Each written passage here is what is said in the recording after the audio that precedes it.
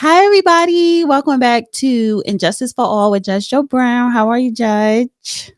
I'll manage. So we have breaking news this week. Fani Willis, honey. It's officially over. Trump Georgia election case that was against him is done. I can't hear anything. One of the most famous chargers of all time. We have Sean.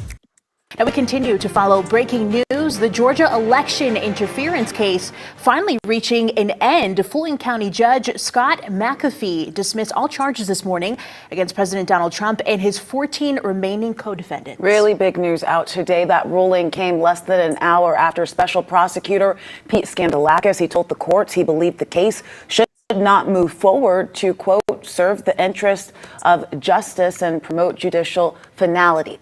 President Trump posting on Truth Social in part, law and justice have prevailed in the great state of Georgia as the corrupt Fani Willis witch hunt against me and other great American patriots has been dismissed in its entirety. Well, 11 Alive's Grace King has been following this case when it was brought down in 2023 to now, joining us live here in the newsroom. Grace, where this case was stalled for nearly 2 years. Grace, why won't it resume? Well, Special Prosecutor Pete Skandalakis says this case was on life support when it came before the Prosecuting Attorneys Council of Georgia, and that he had to decide whether there was enough evidence for it to survive. He says his review raised too many questions about the case's jurisdiction, findings, and timeline for the prosecution to continue forward. There's not a lot in the 2020 election interference indictment that Pete Skandalakis would take to trial. The document that he submitted to the court goes through his thinking about all of the different charges against all of the different people. In the fake elector allegations, where several defendants are accused of having 16 Republicans meet at the Georgia state capitol to sign electoral college documents falsely claiming Trump won Georgia in 2020, Skandalakis wrote he found no criminal intent behind their plan to challenge the election results. In Coffee County, where several defendants are accused of illegally accessing and inspecting voting software and copying election data, two defendants, Sidney Powell and Scott Hall, had already pled guilty. Skandalakis says they played the key roles in that scheme and felt further prosecution is unwarranted. I have to find 12,000 votes, and I have them times a lot, and therefore I won the state. And in this infamous leaked call between President Donald Trump and Georgia Secretary of State Brad Raffensperger, where Trump pressed him on Georgia's results and referenced the number of votes needed to put him ahead of Biden, Skandalakis says he believes there are two equally plausible interpretations and that the burden of proof is on the state, not the defendants. It's absolutely true that RICO cases take a lot of time. They take a lot of witnesses.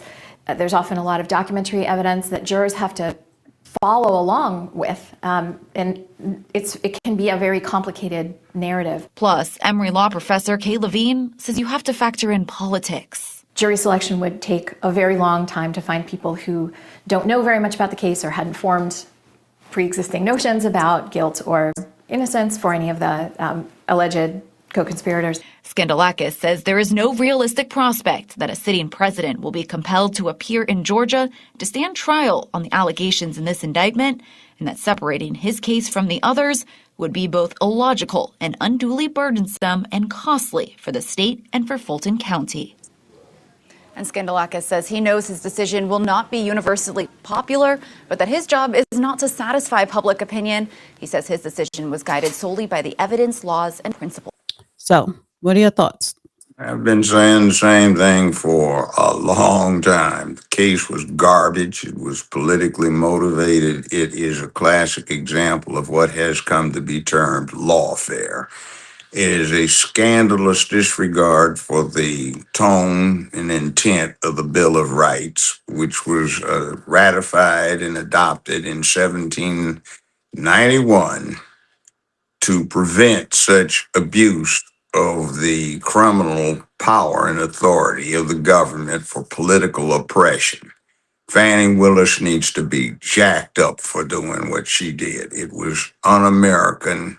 It was fascist. And every time I hear one of her party members talk about they are trying to do something to stop fascism, I look at things like this and what Tish James did in New York and some other individual, Smith, and I just say it stinks to high heavens of fascism and the use of the authority of the United States to stifle all disagreement. In other words, anything that gets done is supposed to be uncoordinated in the political realm, which just doesn't happen.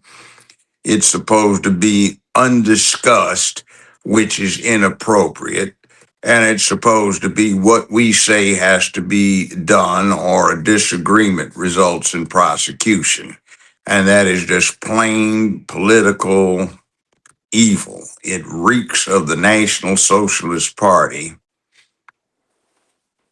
But this one in Germany, and this one with a German acronym that's spelled Nazi, that's Nazi. And also, I'm concerned about the flip the script thing that they do with propaganda. Not they, but is done with propaganda, where you accuse the other side of doing exactly what you're doing to diffuse the attention of the public and distract the public. So I see the Democratic Party is throwing the term around fascist and Nazi against the Republican Party, but from all objective analysis, it suggests that the Democratic Party is the one that is attempting to, in fact, implement the totalitarian government. And I suppose what they're trying to do is typical of their do-good, entitlement, DEI, take care of everybody, make everyone dependent philosophy that they've had for decades. Is we're going to protect you from yourself, so we will make sure that you have no say-so in what happens to you, and we will keep you in your cradle from birth to grave. And that's what we're looking at. So now that the case, the Georgia election interference case, is officially dismissed, what happens next? Can any of the defendants press charges against Fani Willis' office? No, there's an indictment that intervenes that takes the liability of the office out of the picture. See, the grand jury is immune, and what winds up happening is, even if the presentation to the grand jury is totally inadequate, totally biased, or whatever, the grand jury's action takes it out of the hands of the people who initiated the process, and that it protects them from liability. Now, what happens afterwards? Yeah, maybe. But the problem becomes one of proof, and it's a matter of diminishing returns. The real way to punish what happened is to turn the scoundrels out of office the next election, or if they have a recall provision in the state. Fulton County people are not going to vote her out. Oh, I know, but they've got a saying in American politics: the constituency deserves the representation that it gets. And if you've got a constituency that is not very adept at making choices, then you can expect that to carry over into who they choose to represent them. And one last thing, right? In the meantime, right now, because I know we're gonna still talk about Fani Willis, because she still has to sit in front of the Georgia Senate committee. Yeah, and the problem is there's $10 million of Georgia taxpayers' money that seems to be missing. That's 7.5 to catch up with prosecutions that were long overdue.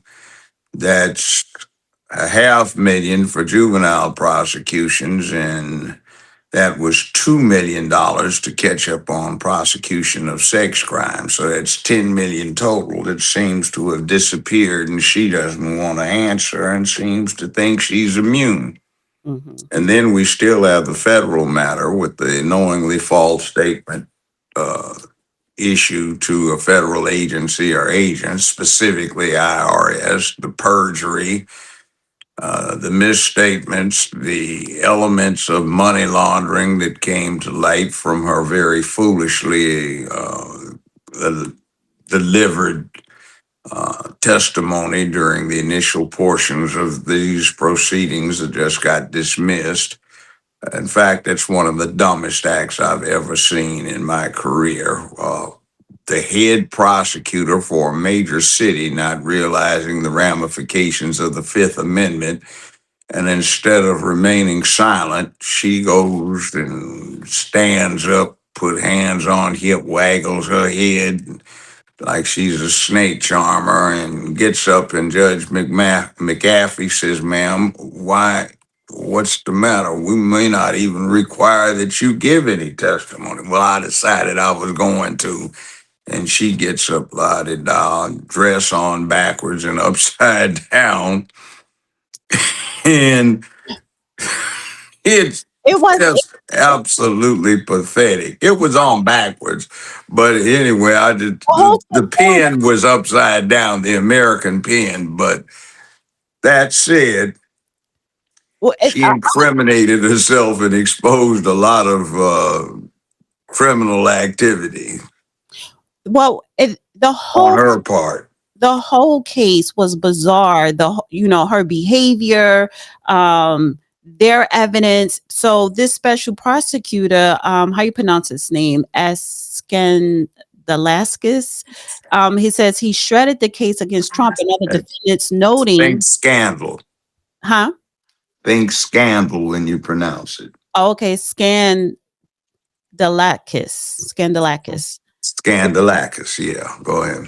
He shredded the case against Trump and other defendants, noting that it was premised on biased assumptions about individuals' motives.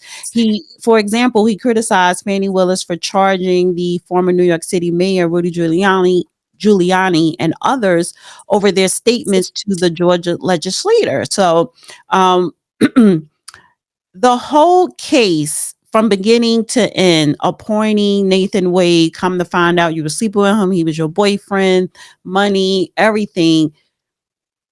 It was stealing money, taxpayers' money.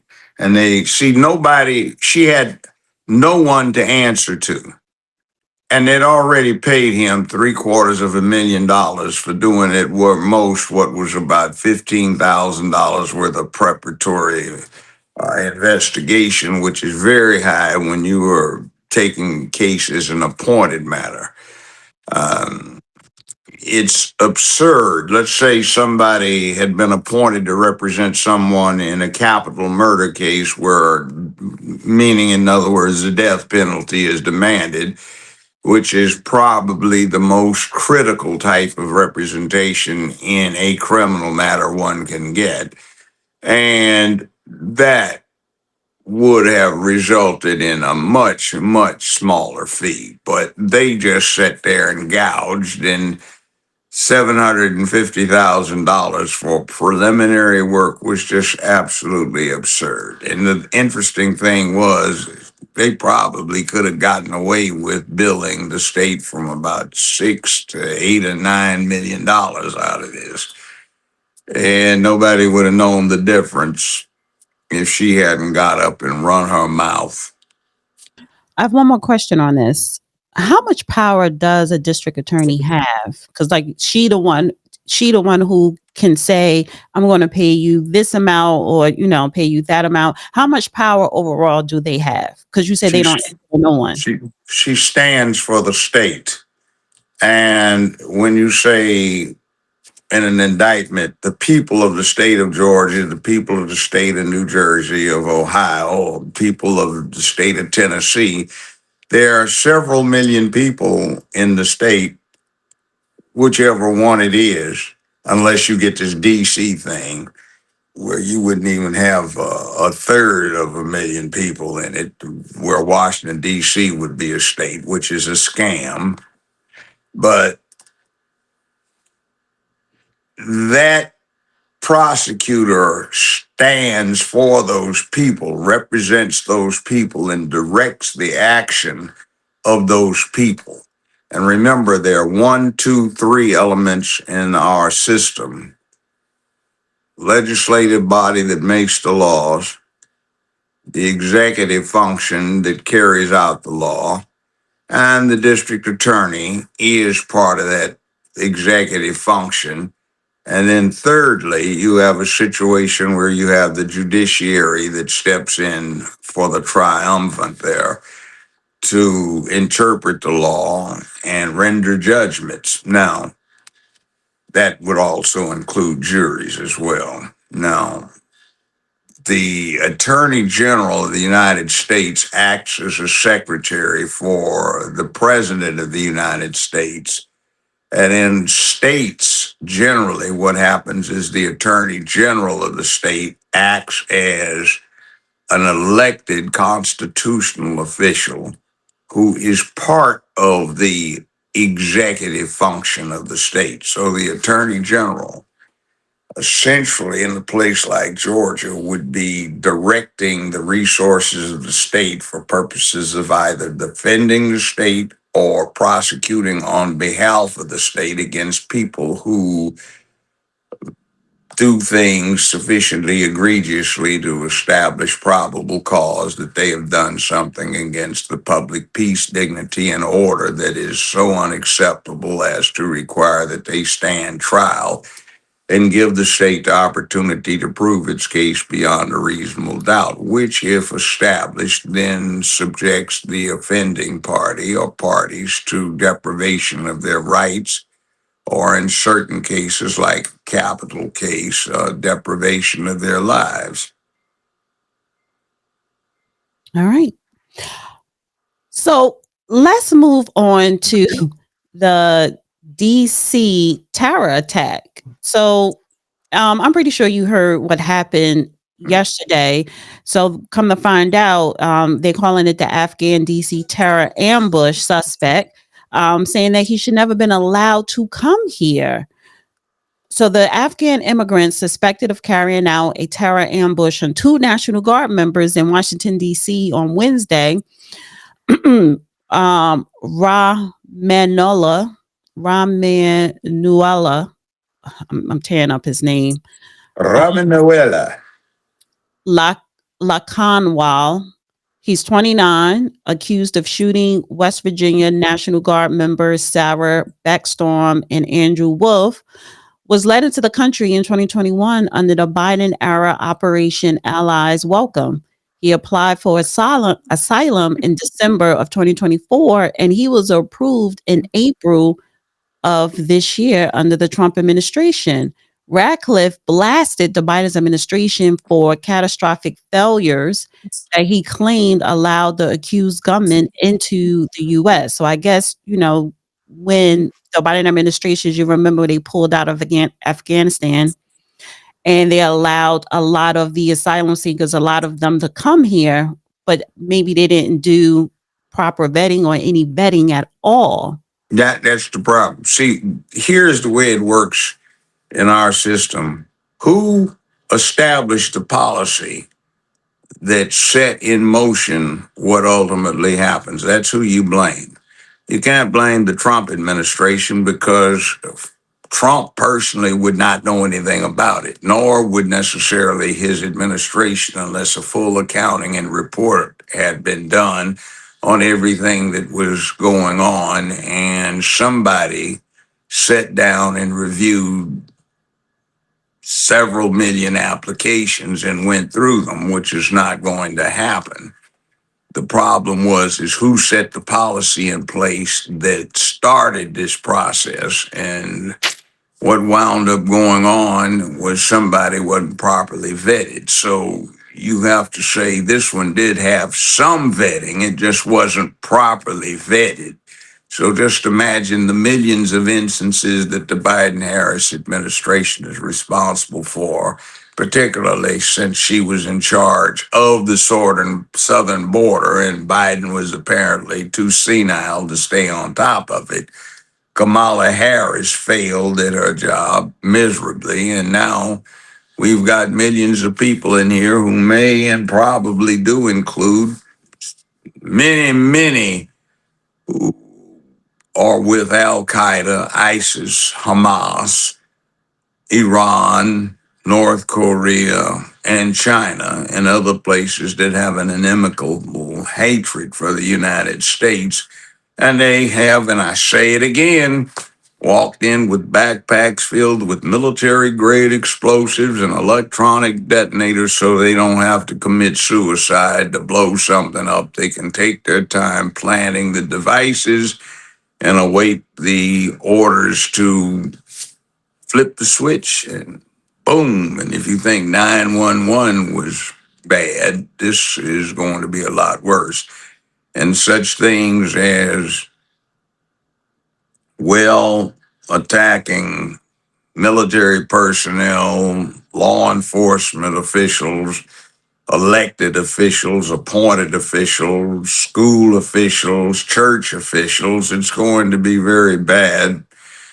And what you're just seeing is the start of a process that has been implemented by the Democratic Party, Biden, Harris, etc., putting in place a propaganda campaign that is essentially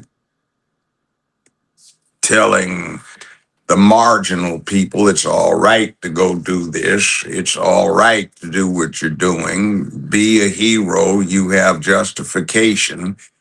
And when you do that kind of thing, there are weak minds out there. And if you propagandize weak minds, oftentimes they will do what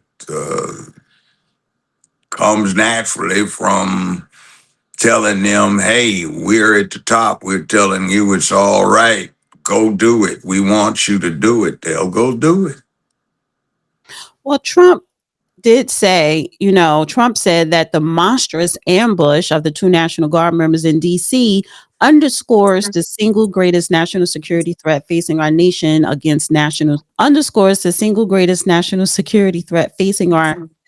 greatest national security threat. I cannot report tonight that based on the best available information, the Department of Homeland Security is confident that the suspect in custody is a foreigner who entered our country from Afghanistan, a hellhole on earth. He was flown in by the Biden administration in September 2021 on those infamous flights that everybody was talking about. His status was extended under legislation signed by President Biden, a disastrous president, the worst in history of our country. This attack underscores the single greatest national security threat facing our nation. However, I want to play this clip here. What we know is that he comes here from Afghanistan. Now, this is a guy who's been living in Washington State, not Washington, D.C., on the other end of the country. He comes here from Afghanistan in the summer of 2021. Remember what that was like. Refugees fleeing Afghanistan, people had to be recommended by U.S. people on one end, vetted on this end by government background checks as far as they could do in Afghanistan, have sponsors and so on. He settled in Washington. He applies for asylum in December of 2024. Now he goes through another vetting process involving that, and he's approved for asylum in April of this year under the Trump administration. He comes in under the Biden administration. These checks are being done. I remember as a part of the Joint Terrorism Task Force in New York, where we supplied people for that vetting process, it was a lot of pressure. There was a lot of people. They were being kept in military installations. A lot of that vetting had to be done very quickly. I also remember we had to go back afterwards when we found information on certain people and bring them back. In this case, that's all we know about this individual, but it appears that he must have done work either for or with the United States in Afghanistan to become part of the Allies Welcome Program and be brought here. That still doesn't get us closer to motive. No, although... This brings to light another problem. It's just with military matters. You have to be careful who you train and who you work with in the military, even if they are citizens of your country. This is anybody's problem. See, for most people, killing somebody is a hard thing the first time. Then it gets easier. But there are people for whom it gets too easy, entirely too easy. So somewhere in the process, command decisions have to be made about who gets picked to do what, because some people you don't want to do certain things. Like, for example, in the scheme of things, sometimes a sentry has to be knifed and his throat needs to be cut, stabbed in the kidneys, and then reached up and, well, not even that push and take out the windpipe so the person can't make anything but a gurgle. And that's a very nasty, bloody process. So you don't pick somebody that likes it or enjoys it. You're supposed to pick somebody who's a family man, preferably with kids, who detest it but sees the necessity and hates the fact that he did it or had to do it. But you pick somebody and you get them in a position where they do work, undercover work, clandestine work, and they might get to liking it, and then they're a friend of your country because they've helped you out, but you import somebody that you've made into a monster, or you have allowed the monster in them to come out. So you bring them here and you have to watch out what they're about. And a lot of times it might look like a double cross, but you say, this guy, we have to keep a careful watch on him. He took out a whole lot of people on our behalf, and that shows that psychologically he's dangerous to be around members of the public. That's one problem. And you see, we didn't have how long were we involved in World War II? 1941 to 1945. Essentially, somewhere around 3.5 years of actual shooting and stuff like that, maybe 4 if you stretch it. But here we've had from 2001 all the way up 20 some years to 2022, 3, when this stuff wound down, and there are a whole lot of people that put a red dot on somebody, squeeze the trigger and watch them drop. And people that stayed in country for a year where they weren't in Europe, where they were on the front lines for a few weeks and then rotated for R&R.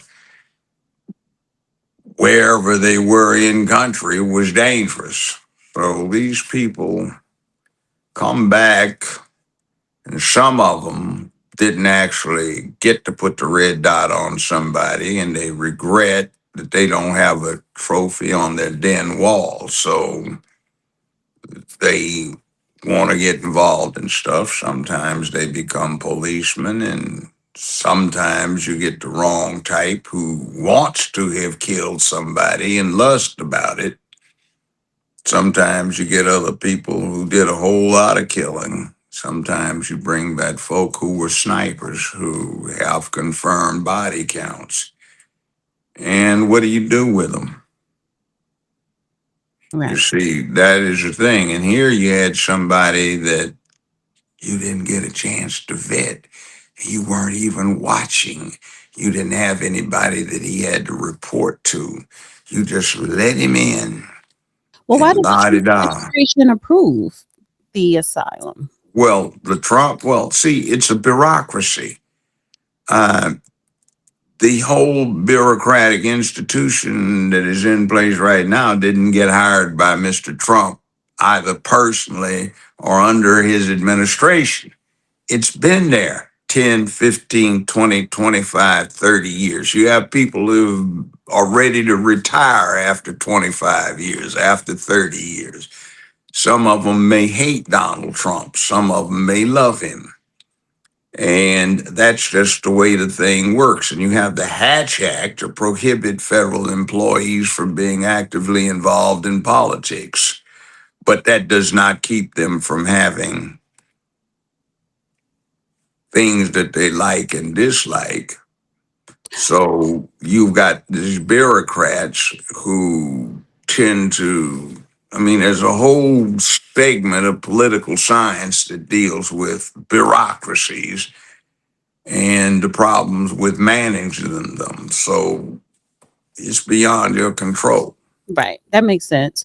One more thing on this topic that I want to bring up, but it has to do with the Supreme Court. You know, we always got to touch on the Supreme Court. So it says Supreme Court to consider federal courts' role in asylum cases.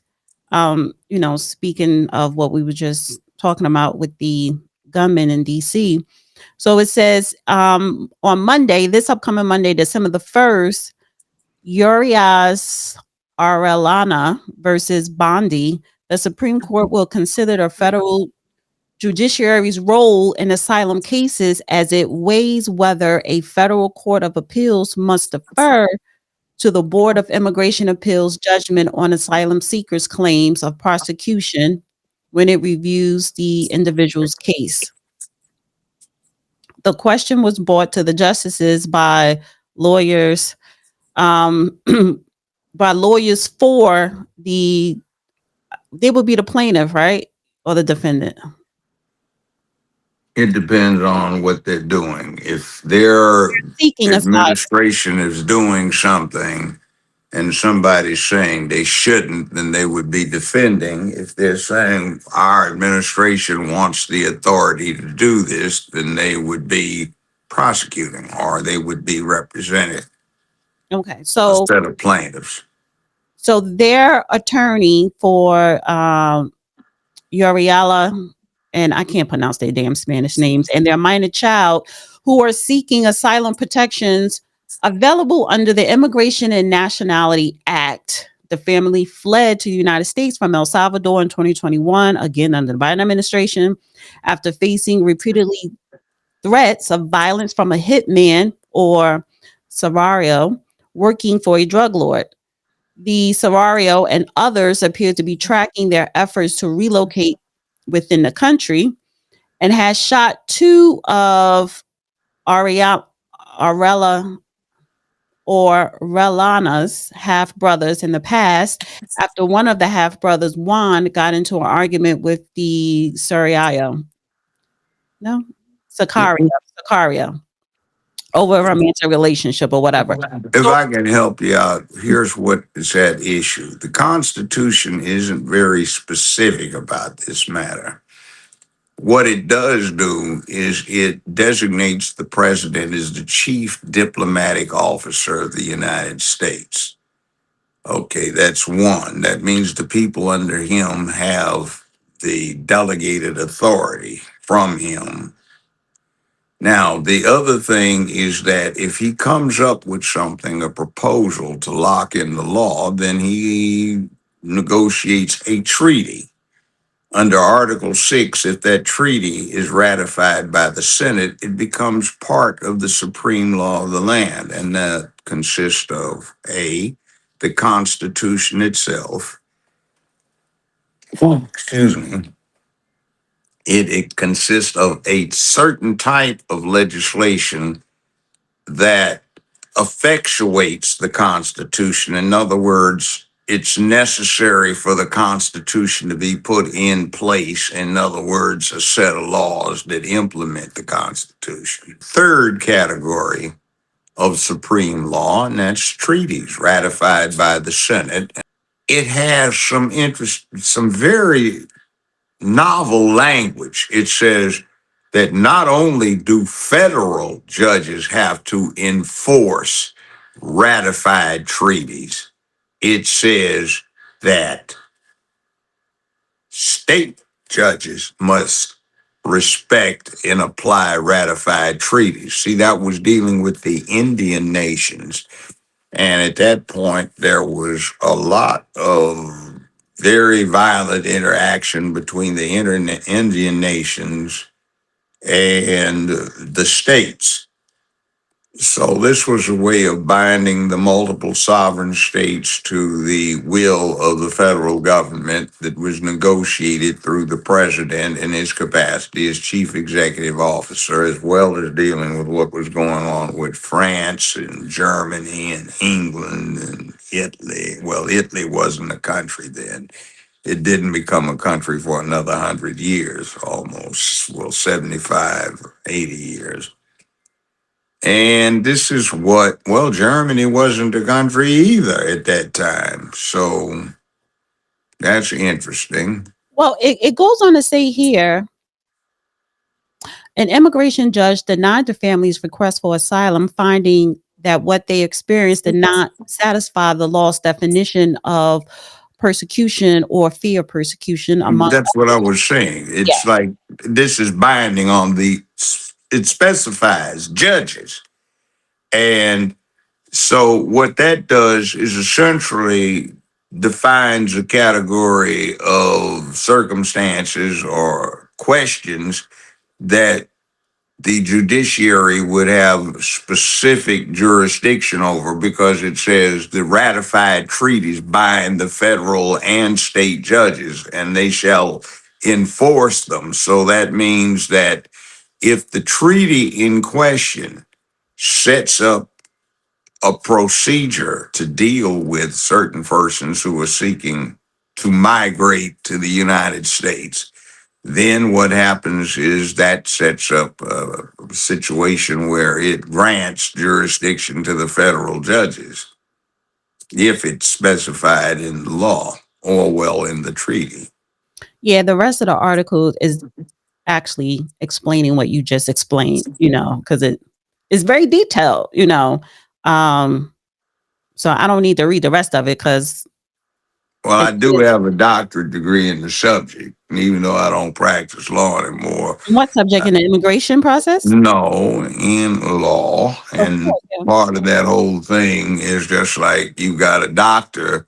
He may not be the specialized internist, but he knows something about appendectomies because he's a doctor. It goes with the territory. Right.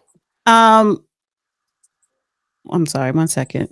I can call myself doctor because I have a doctorate of law, which, by the way, in the academic scheme of things, is an older doctorate than the doctor of medicine, because back when they did such things, or first started doing such things, it was up to God, and you may or may not die, irrespective of what a physician would do on your behalf, but you most definitely would hang at the end of a king's rope or get your head lopped off or whatever it might be if you ran afoul of the king's law. So therefore, there was a consideration that your expertise had to be greater if you were dealing with law than if you were dealing with physique.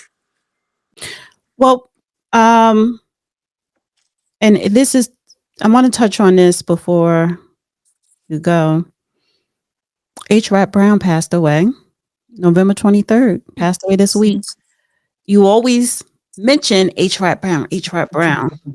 Yeah, if you've ever heard, most folk don't even know who H. Rap Brown is, particularly woke Negroes.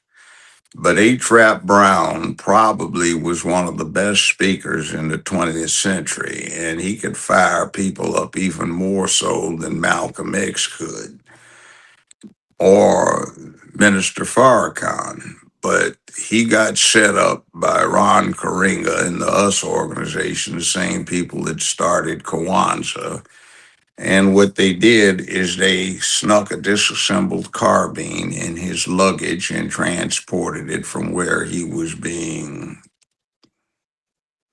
sequestered to LAX, LA International Airport. And since Brown had been subject to prosecution or indictment for inciting riots, he was prosecuted on being in that status and attempting to transport a deadly weapon. Now, in those days, there weren't metal detectors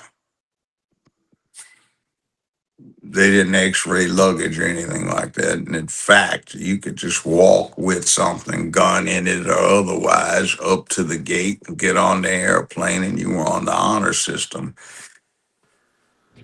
What it was you missed out on something. This was one of the best speakers you could have ever heard. And I'd seen him come and speak to 10,000 people in an auditorium and have everybody standing on their seats. I mean, he used to be quite a factor in what happened. And a lot of people on the other side would blame him for all sorts of things they didn't like, but he could fire up an audience like nobody. Minister Farrakhan is pretty good, but H. Rap Brown could do a more effective job. Do you remember texting me a screenshot of the picture, you in a black leather coat in an audience at UCLA, watching, I believe it was H. Rap Brown. No, it wasn't H. Rap Brown. Oh. That wasn't H. Rap Brown. That was not H. Rap Brown, and that is way too small a crowd. That was Shermont Banks, who was head of the Black Panther Party at one time. He was a student at Cal State, LA. You helped wrote speeches for those guys, you told me. There's a rumor, but anyway. Allegedly. Yeah. That was before Bunchy Carter got out of prison and became chairman of the Black Panther Party. Shermont Banks sort of resigned, and it was changing the nature of the party. So Bunchy Carter was interesting. He had been chairman of the Slawsons, which was a gang in LA. And he was functionally illiterate when he got in to prison, and then he did the same thing Malcolm X did. He effectively memorized an unabridged Webster's dictionary, taught himself to read and write, and started writing poetry. And I was recruiting for a reach out program, high potential special admissions. It wasn't an affirmative action program per se in the day's terms, but I did help write the proposal, and I was one of the recruiters. So I recruited Bunchy Carter to UCLA along with John Hudgens and Elaine Brown, Nathaniel Clark, a few others, Geronimo Pratt, known as G. And it got interesting. Well, if I think I still have it in my history, can I share the screenshot picture?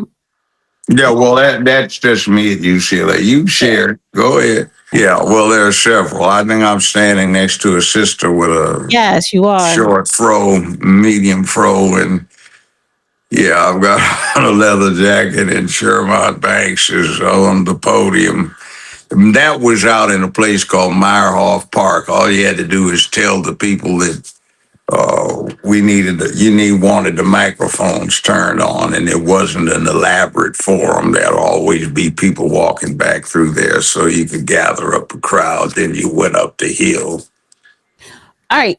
So thank you, everybody, for tuning in to Injustice for All with Judge Joe Brown, and we'll see you next time.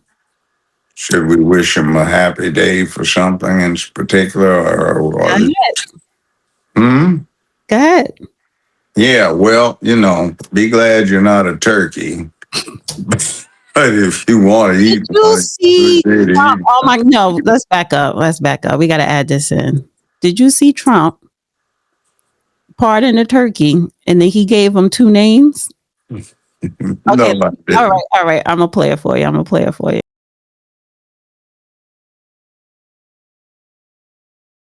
The turkeys being pardoned today go by the names of Gobble and Waddle. When I first saw their pictures, I thought we should send them, I shouldn't say this. I was going to call them Chuck and Nancy. But then I realized I wouldn't be pardoning them. I would never pardon those two people. I wouldn't pardon them. I wouldn't care what Melania told me. He Darling, I called think it Chuck would be a and nice thing to Nancy. do. I Yeah. won't do So it. happy Thanksgiving, everybody. Talking about you jive turkeys. He was like, but if I would not pardon them if they were turkeys, because they're the last two that need to be pardoned, need to be behind bars. So yeah. Well, turkeys don't just get put behind bars. Something else happens. Right, Slaughter. All right. Have a happy Thanksgiving, everybody. And thank you for tuning in to Injustice for All. Make sure you like, share, subscribe, and comment below in the comment section. Bye.